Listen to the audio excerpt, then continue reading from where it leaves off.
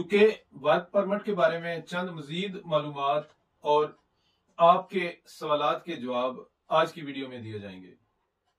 देखने सुनने और चाहने वालों को इम्तियाज गुलियानवी की तरफ से अस्सलाम वालेकुम।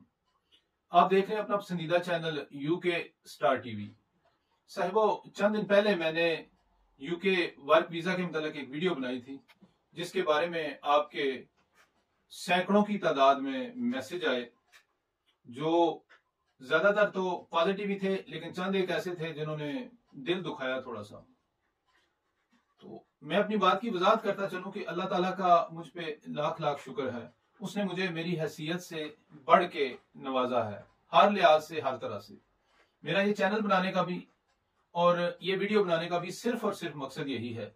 और मैं अगर कोई लफ्ज लिखता हूं तो उस वक्त भी मेरा नुक्ता नजर यही होता है कि शायद सुनने वाले या पढ़ने वाले का कुछ ना कुछ भला हो जाए, शायद उसकी जिंदगी का कोई फैसला इन अल्फाज की वजह से आसानी से हो जाए और उसे सही सिमत का तयन हो जाए।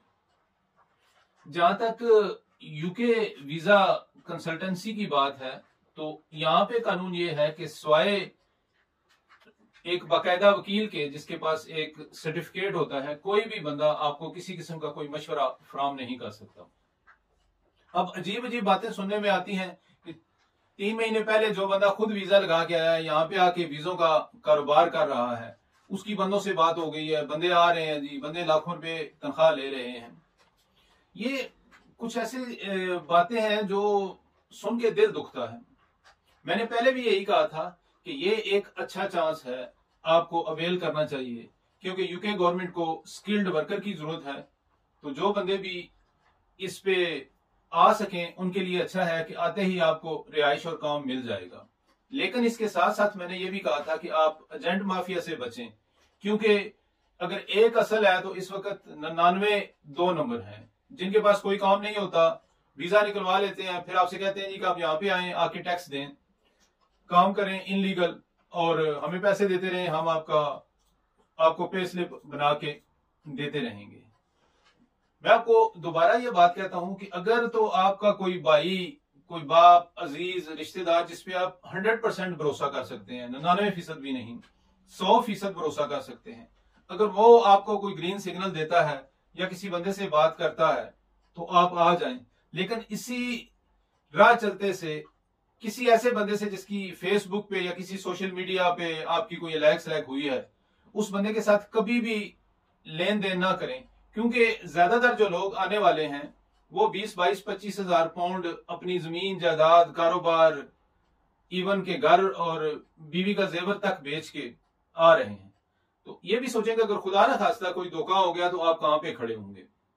ये जो कहा जाता है ना कि वहां पहुंच जाए तो हो जाएगा, कर लेंगे, इन चीजों से खसूसी तौर पर बचें। जहां तक मेरी जात की बात है, एक दो बंदों ने यह भी कहा कि गुलानी साहब आप उधर पहुंच गए हो, याशी कर रहे हो जनाब, असल की मना कर रहे हो। मैं अपने बारे में आपको बताऊं कि मेरी उम्र का एक बड़ा हिस्सा गुजरा है।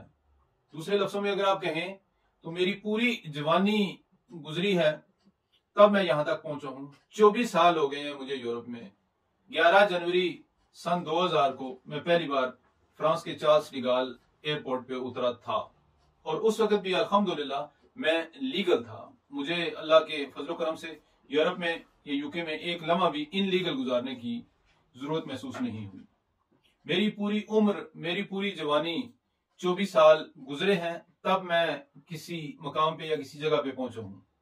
और इसमें मेरी कोशिश और मेहनत से ज्यादा मेरे वालिदैन, बहन भाइयों की दुआएं और मेरे अल्लाह का फजल शामिल रहा है। अब अगर कोई बंदा आता है कि कल आके या 2, 4, 6 महीने या साल, 1.5 साल पहले आके बंदा कहे कि इस तरह की सेटलमेंट हो जाए, तो बहुत मुश्किल है। मैंने अपनी जात का हवाला इस वजह से दिया कि ज्यादातर लोगों ने यह सोचा कि शायद मैं किसी के आने से नाखुश हूं या बंदों को मना कर रहा हूं। बाखुदा मेरा अल्लाह जानता है कि मैंने शौरी कोशिश की है और अपनी हैसियत के मुताबिक अमल भी किया है कि लोगों की जिंदगियों को आसान बनाऊं। मैंने कभी किसी की जिंदगी मुश्किल बनाने की कोशिश नहीं की। मेरी सारी जिंदगी ये कोशिश रही है कि मैं लोगों के काम आ सकूं। जहां तक यूके इमिग्रेशन की बात है तो हर बंदे को अपना अच्छा बुरा देख के इसके बारे में कोई फैसला करना चाहिए। ज्यादातर दोस्तों ने यह भी पूछा है जी कि बताएं हम क्या करें। तो इस वजह से मैं आपको कोई मशवरा नहीं दे सकता, आपने खुद अपने हालात वाकयात अपनी सूरत हाल देख के फिर कोई फैसला करना है। छोटी सी एक मिसाल देता हूँ कि मेरे एक जानने वाले हैं यहाँ पे यूके में, वो उस दिन एक बात हो रही थी कि पाकिस्तान में कोई कामकाज नहीं है या कारोबार नहीं है या क्या बंदा बिजनेस करे। तो उन्होंने अपनी मिसाल दी, कहने लगे जी कि 1989 में हमारे वालिद साहब ने हम दो भाइयों को अलग अलग किया। उनके अकाउंट में 10 लाख रुपए थे, 5 लाख रुपए उन्होंने मुझे दे दिए और 5 लाख रुपए मेरे बड़े भाई को दे दिए। मुझे बाहर आने का शौक था, मैं 4 लाख रुपए एक एजेंट को दे के 1990 में इंग्लैंड आ गया। मेरे भाई ने 5 लाख रुपए से वहां पे कारोबार शुरू किया। तो वो मुझे बताने लगे कि अभी ये हालत है कि पिछले 30 सालों में चले मेरे यूके के डॉक्यूमेंट्स तो बन गए हैं, लेकिन अगर मैं अपनी सेविंग या प्रॉपर्टी की बात करूं तो पाकिस्तानी रुपयों में 1 करोड़ या 1 करोड़ 20 लाख रुपए की मेरी प्रॉपर्टी होगी। जबकि अगर मैं अपने भाईजान की बात करूं तो उनकी प्रॉपर्टी अरबों में है। चंद महीने पहले उन्होंने $55,000 में अपने बेटे के लिए ऑडी जर्मनी से मंगवाई है। तो कहने का मकसद यह है कि जहां पे भी आप मेहनत करें, जहां पे भी आप हक हलाल की कोशिश करें और अल्लाह ताला के फजल को सामने रख के काम करें, आपकी कामयाबी हो सकती है।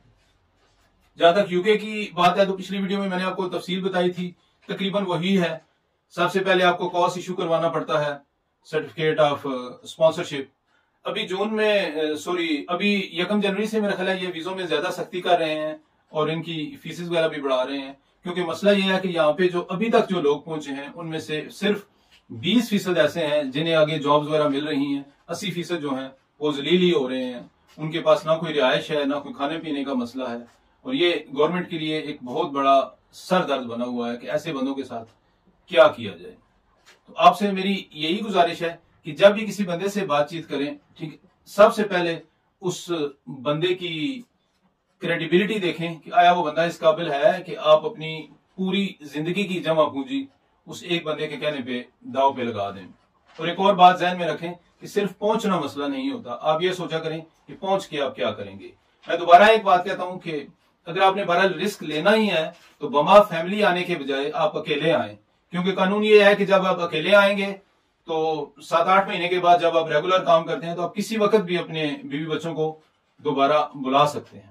इस तरह यह है कि आपके पास एक तो वर्किंग आवर्स भी ज्यादा होंगे अगर आप अकेले होंगे, दूसरा यह है कि अगर खुदा न खास्ता कोई फ्रॉड वगैरह हो गया तो यह है कि आपको अकेले उसके साथ नबर्द आजमा होना पड़ेगा, पूरी फैमिली और बीवी बच्चों के साथ आप जलील नहीं होंगे। मेरी दुआ है कि अल्लाह ताला आपके लिए आसानियां पैदा करे और जो जो ये वीडियो देख रहा है, सुन रहा है, ये से कोई सबक हासिल करना चाहता है, मेरी अल्लाह से ये दुआ है कि उसके लिए जो बेहतर है अल्लाह ताला उसका वो सबब पैदा करे। अपना बहुत ज्यादा ख्याल रखिएगा। इंशाल्लाह किसी और वीडियो में आपसे मुलाकात होगी। अस्सलाम वालेकुम।